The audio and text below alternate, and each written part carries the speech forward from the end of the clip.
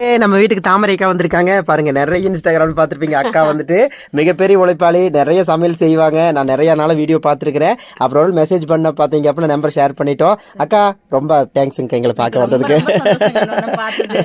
ஏன்னா வார்த்தைகளே கூட தம்பியா உணர வைக்கும். கண்டிப்பா அழகா பேசுவீங்க. ஐடி படிச்சுட்டு கூட நீங்க விவசாயத்தை காப்பாத்துறீங்களே, அந்த ஒரு இது எனக்கு ரொம்ப அக்கா இல்லக்கா, வெளியே போய் செட் ஆகலைங்கக்கா. இந்த அது எப்படிங்க அந்த பழங்குடியின மக்கள் கொண்டு போய் மாத்தலான்னு சிட்டில வைப்பாங்களே, அவங்க திருப்பி அங்கேயே அந்த மாதிரிங்கக்கா.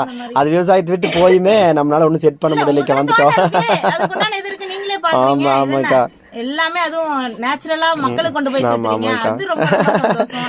ஏன்னா எல்லாமே வியாபார ரீதியா தான் பாக்குறாங்க. நீங்க கீரை எல்லாம் நேச்சுரலா கொண்டு போறீங்க. ஆமா ஆமாக்கா, தேங்க்ஸ்ங்கா. சுத்தி இருக்கிற மக்கள் அவ்வளவு அனுசரிச்சு வாழ்றீங்களே, அதுவே எனக்கு பாக்குறேன்.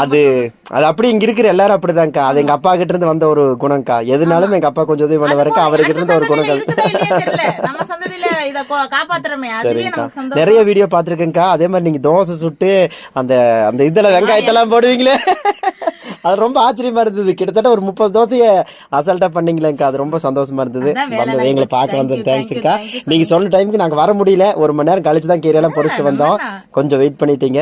அடுத்த டைம் வந்து கரெக்டா பண்ணிக்கிறேன். இங்க பாருங்க, தாமரை அக்காக்கு வந்துட்டு காப்பி வச்சுட்டு இருக்கோம். வர காப்பி, அத்தை வீட்டு ஸ்பெஷல் வர காப்பி. அக்கா இன்னைக்கு வர காப்பி குடிச்சிட்டு தான் போகணும். சரிங்கக்கா. தண்ணி கொடுத்தாவே அந்த பாசத்தோட கொடுங்க. இல்லைங்கக்கா, நாங்க வர காப்பி உங்களுக்கு கொடுத்தே தீருவோம்.